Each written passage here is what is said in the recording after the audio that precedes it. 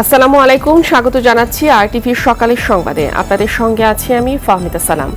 ৫ August Sheikh Hasina পদত্যাগের আগ মুহূর্তে সর্বোচ্চ বল প্রয়োগ করে ছাত্র জনতাকে হত্যা করে পুলিশ। রাজধানীর যাত্রাবাড়ির পাশাপাশি এদিন ঢাকা মেডিকেল কলেজ হাসপাতালের পিছনে চাংখারপুলে এমন ভয়াবহ হত্যাকাণ্ড চালাতে দেখা যায় পুলিশকে। বৈষম্য বিরোধী ছাত্রদের মার্চ টু ঢাকা কর্মসূচি ঠেকাতেই পুলিশ গুলি চালায়। আর বাদলের রিপোর্ট।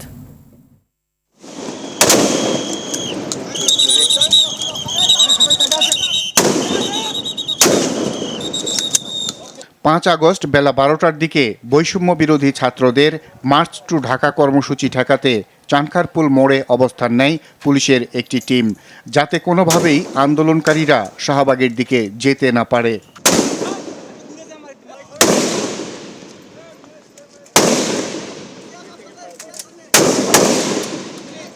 সেখানে পুলিশের ঊর্ধ্বতন এক কর্মকর্তার নির্দেশে পুলিশের ৪টি বিশেষ দলকে দেখা যায়। তাদের একটি দল টিয়ার সেল নিক্ষেপ করছিল, অন্য একটি দল সাউন্ড গ্রেনেড ছুটছিল আন্দোলনকারীদের লক্ষ্য করে, আর আরেকটি দল রাবার বুলেট ছুটছিল।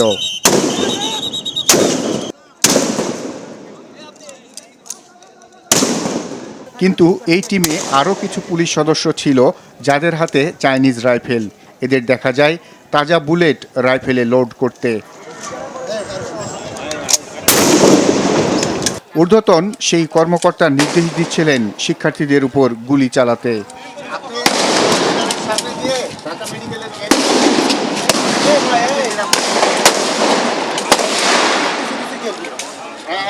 এসব রাইফেল হাতে অন্তত 4 জনকে দেখা যায় নিখুঁত নিশানা লাগিয়ে মাত্র 150 থেকে 200 গজ দূরে আন্দোলনরতদের উপর গুলি চালাতে। বন্দুকের গুলি শেষ হলে আবারও লোড করে ম্যাগজিনের পর ম্যাগজিনের গুলি চলে শিক্ষার্থীদের উপর। এভাবে শিক্ষার্থীদের উপর গুলি চালানোর পর লাশ পড়লে সেসব নিয়ে মন্তব্যও করতে শোনা যায় এসব ঘাতক পুলিশ সদস্যদের।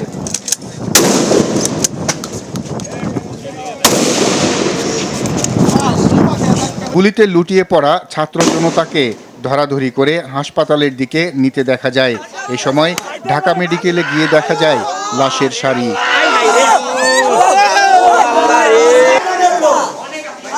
এদিন সারা দেশে প্রাথমিক হিসাবে 104 জনের হত্যার খবর পাওয়া যায়। আর বাদল, আরটিভি, ঢাকা।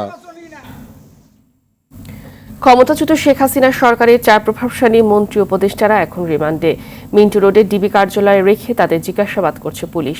নিরাপত্তা বিবেচনায় গতকাল 10 দিনের রিমান্ড মঞ্জুরের পর দ্বাদশ সংসদের সাবেক ডেপুটি স্পিকার শামসুল হক টুকু, সাবেক প্রতিমন্ত্রী জুনায়েদ আহমেদ পলক ও ঢাকা বিশ্ববিদ্যালয় ছাত্রলীগের সাধারণ সম্পাদক তানভীর হাসান সৈকতকে ডিবি কার্যালয়ে নিয়ে আসা হয়। পল্টন থানার একটি হত্যা মামলায় তাদের 10 দিনের রিমান্ড মঞ্জুর হয়।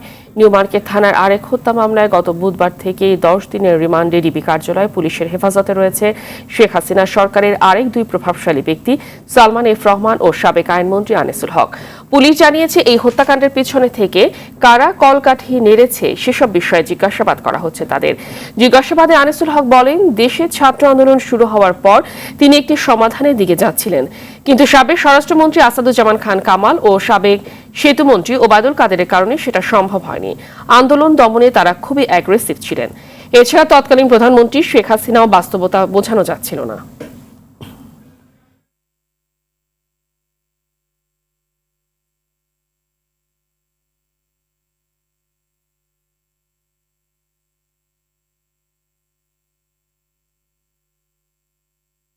দর্শক, এই মুহূর্তে ঢাকা মহানগর ডিবি কার্যালয়ে আছেন সহকর্মী সুমন তানভীর। তানভীর, রিমান্ডে থাকাদের বিষয়ে কি তথ্য আছে আপনার কাছে? দেখেন, আপনি কিন্তু জানেন আমরা এখন যে ডিবি কার্যালয়টির সামনে আছি, যেহেতু রাষ্ট্রের বেশিরভাগ কাঠামো কিন্তু আসলে পরিবর্তন হয়ে গেছে, সেই সঙ্গে সঙ্গে কিন্তু ডিবির কাঠামোর ঠিক একইভাবে পরিবর্তন হয়েছে। অর্থাৎ এখন ডিবিতে যারা আসলে কর্মরত আছেন তাদের বেশিরভাগই কিন্তু আসলে নতুন। আগে যারা কাজ করতেন তারা কিন্তু সেই অর্থে এখন ডিবির কার্যালয়ে আসলে কর্মরত নেই, যার জন্য কিন্তু অনেক তথ্য আনতেই আমাদের আসলে বেগ পেতে হচ্ছে। তবে এতটুকু বলতে পারি যে এই ডিবি কার্যালয়ে এখন পর্যন্ত সরকারের প্রভাবশালী যে 5 জনকে নিয়ে আসা হয়েছে তারা এই কার্যালয়ে আছেন এবং সংশ্লিষ্ট থানা অর্থাৎ যে থানায় তাদের আসলে এই মামলাগুলো হয়েছে তারা তাদের জিজ্ঞাসাবাদ করছে। এবং আমি যদি সালমান এফ রহমানের কথা বলি, আমরা আমাদের সূত্রে এখন পর্যন্ত যতটুকু জানতে পেরেছি যে হত্যা মামলায় সালমান এফ রহমান এবং আনিসুল হককে আটক করা হয়েছে, আপনার মাধ্যমে একটু দর্শকদের জানাতে চাই যে এই মামলাটি কিন্তু আসলে তাদের সরকার যখন আসলে ছিল সেই সময়ের করা মামলা এবং সেই সময় এই মামলাটি করা হয়েছিল এবং এই মামলাটিতে এজাহারে যেটি বলা হয়েছিল যে আসলে একটি শাহজাহান যার নাম ছিল সে গুলিতে মারা গেলেও তাকে কিন্তু বলা হয়েছিল যে বিএনপি জামাতের নেতাকর্মীর দ্বারা তারা আসলে প্রহার হয়ে মৃত্যুবরণ করেছে।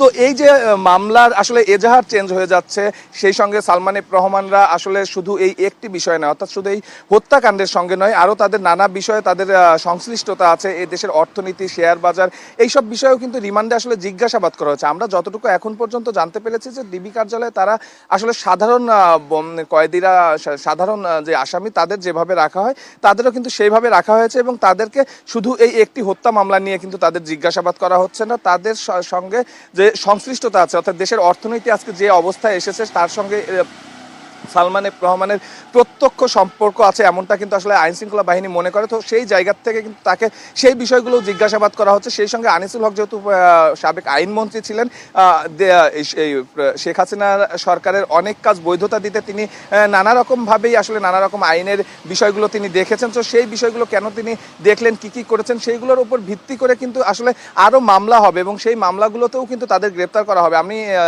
গ্রেপ্তার দেখানো হবে। কালকে আসলে যে 3 জনকে নিয়ে আসা হয়েছে তার ভিতর সবচেয়ে কিন্তু জুনায়েদ আহমেদ পলক, তার ভূমিকাটা এই চলমান আন্দোলনে কিন্তু সবচেয়ে বেশি বিতর্কিত ছিল। অর্থাৎ ইন্টারনেট ব্যবহার থেকে শুরু করে সবকিছু তিনি যেভাবে বন্ধ করে রাখছিলেন এবং এক এক সময় এক এক রকম কথা বলছিলেন, এই কথাগুলো তিনি কেন বললেন, কার নির্দেশে বললেন, কিভাবে আসলে এই কাজগুলো হয়েছে, সেই সব বিষয়েও কিন্তু তাকে জিজ্ঞাসাবাদ করা হচ্ছে। তবে সংবাদে আপনি যেমনটি জানাচ্ছিলেন যে এখন পর্যন্ত কিন্তু তারা সবাই একটি কথাই বলছে রিমান্ডে, তাদের যে কথাটি যে তারা আসলে আন্দোলনটি এইরকম অ্যাগ্রেসিভভাবে আসলে দমনের পক্ষপাতী তারা ছিলেন না। তবে সাবেক সেতুমন্ত্রী এবং আওয়ামী লীগের সাধারণ সম্পাদক ওবায়দুল কাদের এবং সাবেক স্বরাষ্ট্রমন্ত্রী আসাদুজ্জামান খান কামাল তারা আসলে চাচ্ছিলেন অ্যাগ্রেসিভভাবে এই আন্দোলন দমাতে, যার জন্য কিন্তু পরিস্থিতিটাই সৃষ্টি হয়েছিল। এবং তারা এটিও বলছেন যে আসলে সাবেক ক্ষমতাচ্যুত প্রধানমন্ত্রী শেখ হাসিনা তাকে আসলে পরিস্থিতি আসলে বোঝানো যাচ্ছিল না যে পরিস্থিতি আসলে কোন দিকে যাচ্ছে, যার জন্য কিন্তু আসলে সবশেষ এই যে অ্যাগ্রেসিভ কিংবা এত মানুষের মৃত্যু, সেই মৃত্যুগুলো ঘটেছে। অর্থাৎ বলাই যায় যে তারা আসলে দিন শেষে আসলে নিজেদের দায় এড়ানোর চেষ্টা করছেন, কিন্তু কোনোভাবেই আসলে আইন শৃঙ্খলা বাহিনী বলছে যে তাদের দায় এড়ানোর কোনো সুযোগ নেই। শুধু এই একটি মামলা নয়, তাদের আরও তাদের জিজ্ঞাসাবাদের পর আরও মামলা হবে, সেই মামলাগুলোতেও কিন্তু আসলে তাদের গ্রেপ্তার দেখানো হবে। তো ডিবি কার্যালয় থেকে আসলে এই ছিল আমার কাছে সর্বশেষ। ধন্যবাদ আপনাকে। বৈষম্য বিরোধী আন্দোলনে গুলিবিদ্ধ হয়ে প্রাণ হারিয়েছেন অনেকে, তাদের মধ্যে পঞ্চগড়ের দেবীগঞ্জ উপজেলার 2 যুবকের মৃত্যু যেন একটু বেশি হৃদয় বিদারক। সন্তান সম্ভবা স্ত্রীকে বাড়ি রেখে আন্দোলনে যান সাজু। 3 দিনের মাথায় সন্তান জন্ম নিলেও তাদের মুখ দেখার আগেই প্রাণ হারান বাবা। আরেক যুবক শাহাবুল নতুন দেশ করতে নতুন পোশাকে আন্দোলনে গিয়ে ফিরে আসেন লাশ হয়ে। পঞ্চগড় প্রতিনিধি হারুনুর রশিদের প্রতিবেদন, জানাচ্ছে নুসরাত জাহান সিন্ধি।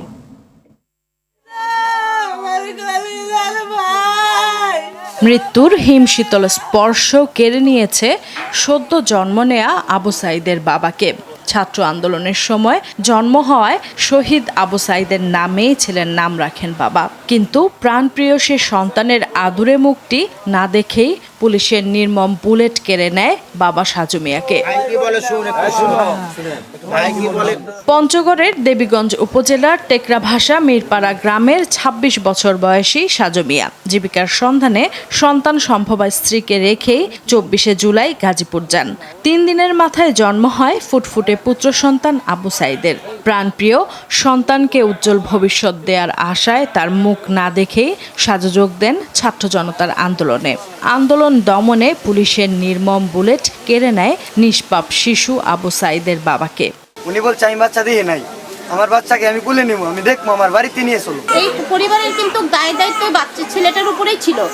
ওই ছেলেটা ছাড়া এদের যে একটা স্বাবলম্বী একটা যে তার কর্মঠ ছেলে এরকম কিন্তু কেউ নেই। সরকারের কাছে আকুল আবেদন করি তার বিচার করবে এবং দাবি যে সরকার এই বাচ্চার দায়িত্ব নেবে।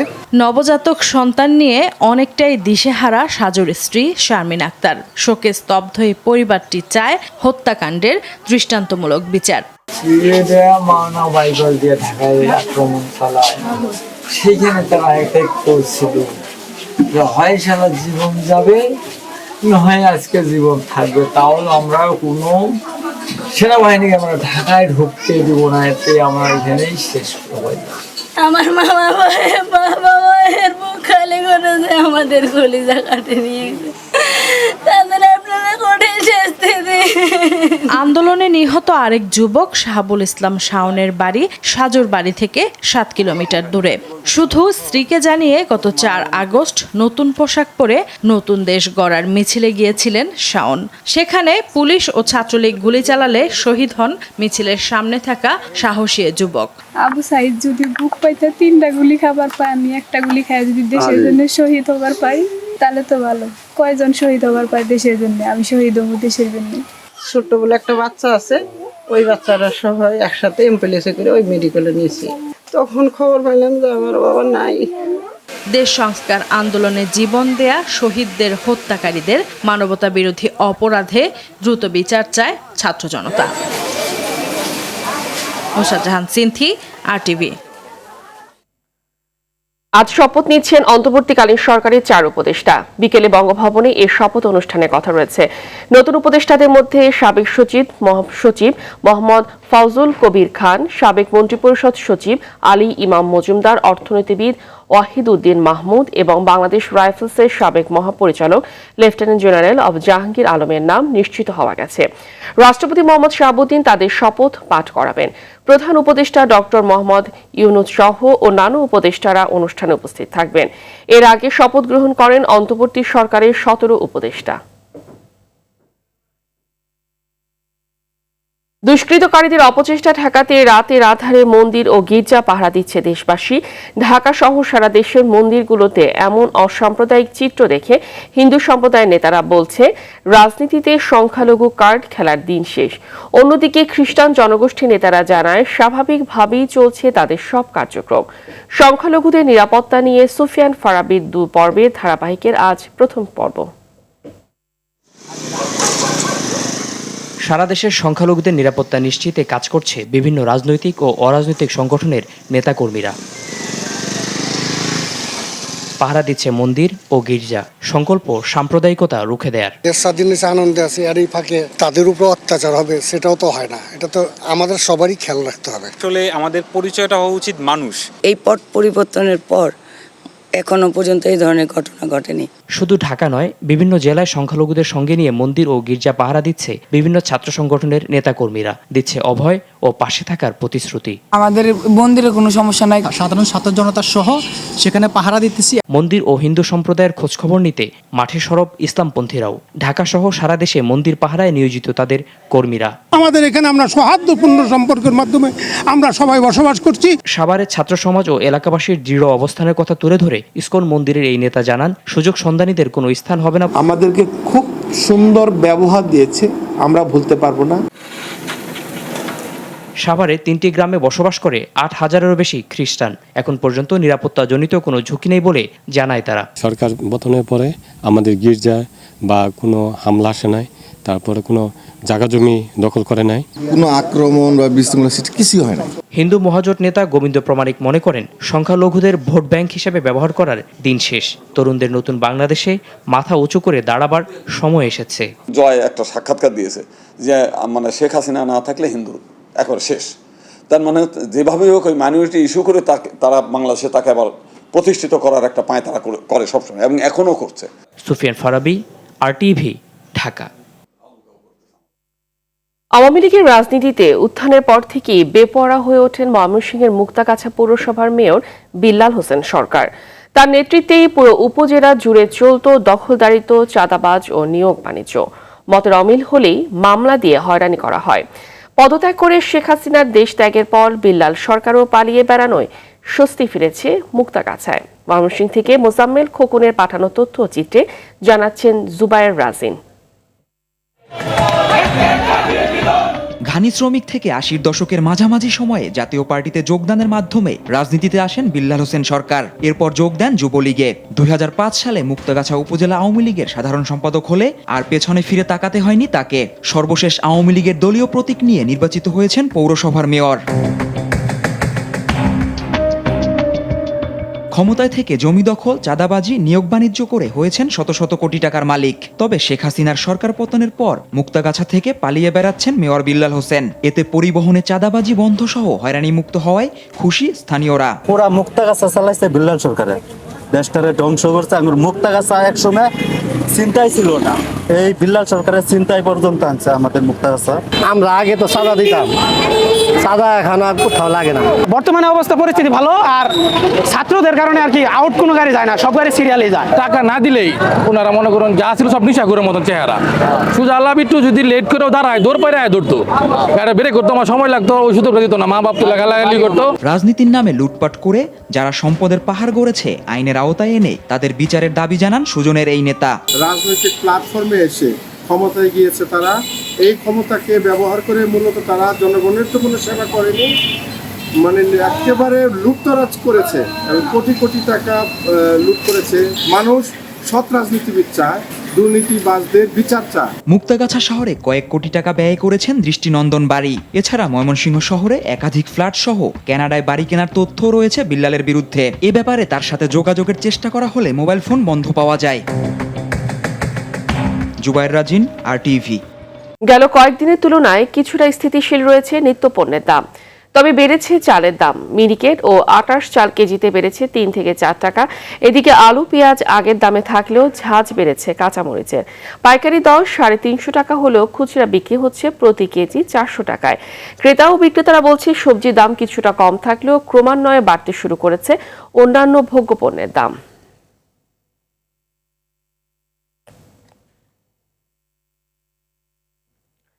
দর্শক, এই মুহূর্তে রাজধানী কারওয়ান বাজার থেকে সরাসরি যোগ দিচ্ছেন সহকর্মী বিপুল দেবরায়। বিপুল, বেশিরভাগ পণ্যের দাম স্থিতিশীল আমরা যেটা জানলাম, তবে চালের বাজারের পিছনে অস্থিরতার কারণ কি বলছেন ক্রেতা ও বিক্রেতারা?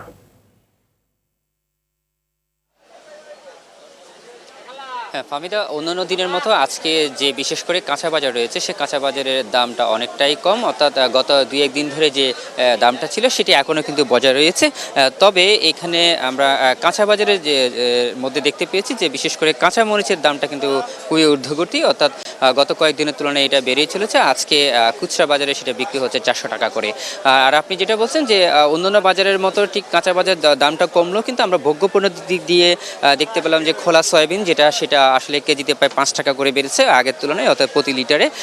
এবং পাশাপাশি চালের দামটাও কিন্তু অনেকটাই বেড়েছে, বিশেষ করে আটাশ এবং মিনিকেটের দাম ঊর্ধ্বমুখী, অর্থাৎ গত কয়েকদিনের তুলনায় প্রায় প্রতি কেজিতে 3 থেকে 4 টাকা করে বেড়েছে চালের দাম। এবং ব্যবসায়ীরা বলছেন যে আসলে চালের দামটা স্থিতিশীল নেই, কারণ হচ্ছে ওরা বলছেন যে যেখান থেকে তারা এই চালটা নিয়ে আসছেন, তারা মিল যারা মালিক রয়েছেন তারা বলছেন ধানের দাম বেড়েছে এবং ধানের দাম বৃদ্ধি পাওয়াতে তারা কিন্তু এই চালের দামটা বাড়তি রাখতে হচ্ছে।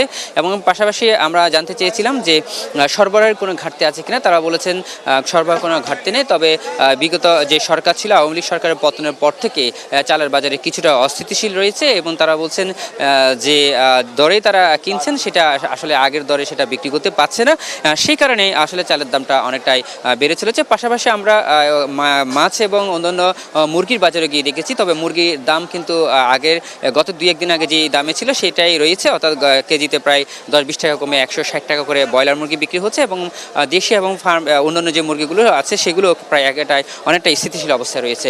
অর্থাৎ বলা যাচ্ছে যে আজকের যে বাজারের যে সাপ্তাহিক যে আমরা বাজারের যে বিষয়টা দেখি, তবে সেক্ষেত্রে কাঁচা বাজারটা কিছুটা স্থিতিশীল থাকলেও অন্যান্য যে ভোগ্যপণ্যগুলোকেও ধীরে ধীরে কিছুটা বাড়ছে এমনটাই আমাদেরকে জানিয়েছেন বিক্রেতারা। হামিদা, এই ছিল আমার কাছে সর্বশেষ তথ্য। ধন্যবাদ আপনাকে। ঘরের শারীরিক প্রতিবন্ধী বৃদ্ধ বাবা, দরিদ্র পরিবারের হাল ধরতে লালমনিরহাট থেকে ঢাকায় এসে গার্মেন্টসে চাকরি নেন সুজন হোসেন। তার উপার্জনেই চলত 6 সদস্যের পরিবার। তাদের অভিযোগ, গেল 5 আগস্ট ঢাকার আশুলিয়ায় বৈষম্য বিরোধী আন্দোলনের বিজয় মিছিলে পুলিশের গুলিতে সুজনের প্রাণ গেছে।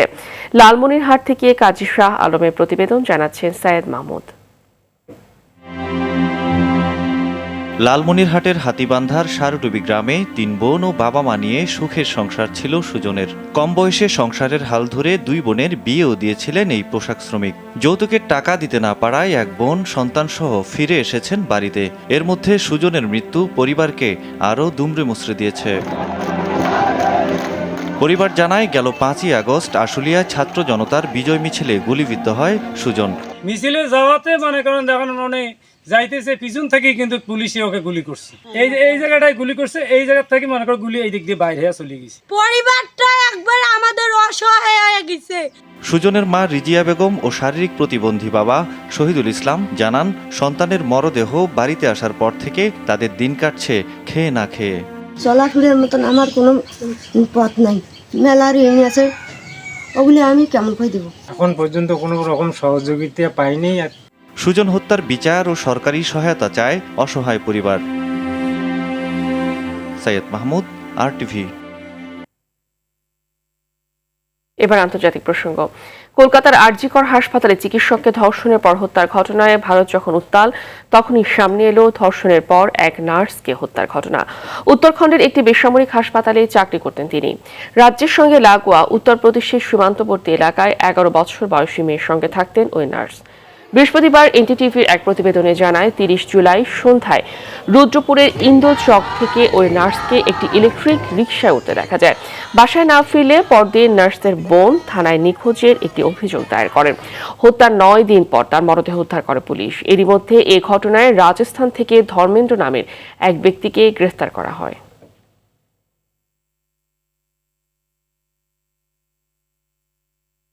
আফ্রিকার দেশ কঙ্গোতে মাঙ্কিপক্স প্রাদুর্ভাবে এ বছরে এখন পর্যন্ত 548 জনের মৃত্যু হয়েছে। সেই সঙ্গে 15,500-এরও অধিক মানুষ মাঙ্কিপক্সে আক্রান্ত হয়েছে। বৃহস্পতিবার এক বিবৃতিতে জানায়, দেশটির স্বাস্থ্যমন্ত্রী বরাত দিয়ে এ তথ্য জানায় আল জাজিরা।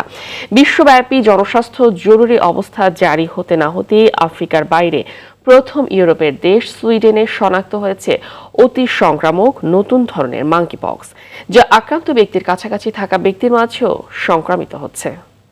ফিলিস্তিনের উপর ইসরায়েলি পাশবিকতা রুখতে বৃহস্পতিবার কাতারে নতুন করে শুরু হয়েছে যুদ্ধবিরতি চুক্তি আলোচনা। প্রথম দিন মধ্যস্থতাকারীদের মধ্যে গঠনমূলক আলোচনা হয়েছে বলে বার্তা সংস্থা রয়টার্সকে জানিয়েছে এক মার্কিন কর্মকর্তা। আজ ফের আলোচনায় মিলিত হবেন তারা। তবে গাজা উপত্যকায় বহাল তদবিরেই চলছে ইসরায়েলি নারকীয় হত্যাযজ্ঞ। উত্তর গাজার জাবালিয়া শরণার্থী শিবিরে অ্যাপার্টমেন্টে হানাদারদের হামলায় শিশুসহ বেশ কয়েকজন ফিলিস্তিনি বেসামরিক নাগরিক নিহত হয়েছে। আহত হয়েছে আরও অনেকে। দখলকৃত পশ্চিম তীরেও ফিলিস্তিনি সম্প্রদায়ের উপর হামলা চালিয়েছে সশস্ত্র ইসরায়েলি বসত স্থাপনাকারীরা। পুড়িয়েছে গাড়ি, ধ্বংস করেছে সম্পত্তি, ঘটেছে হতাহতের ঘটনাও।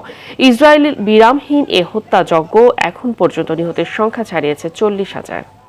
বাংলাদেশের স্পিনাররা যথেষ্ট ভালো, কৌশলগত দিক থেকে তারা ম্যাচের মোমেন্টাম ধরতে পারে। লাহোরে বৃহস্পতিবার গণমাধ্যমকে এমনটি জানান বাংলাদেশ দলের স্পিন কোচ মুশতাক আহমেদ। তিনি বলেন, তাইজুল মিরাজরা বাংলাদেশকে অনেক ম্যাচ জিতিয়েছে, রিশাদ হোসেনও ভালো করছে, তারা বেশ মনোযোগী, তাদের সঙ্গে কাজ করতে পেরে তিনি বেশ খুশি। এ সময় সাকিব আল প্রসঙ্গেও কথা বলেন মুশতাক আহমেদ।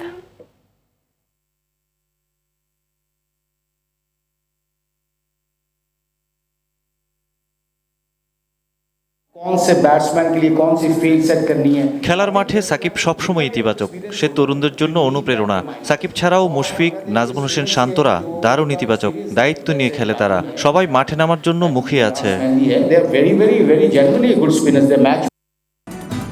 সকালের সংবাদ এই পর্যন্তই। সর্বশেষ সংবাদ জানতে যে কোনো মোবাইল ফোন থেকে 2414 নাম্বারে ডায়াল করুন। মধ্যাহ্নের সংবাদ দুপুর 12টায় দেখার আমন্ত্রণ রইল। ধন্যবাদ সবাইকে।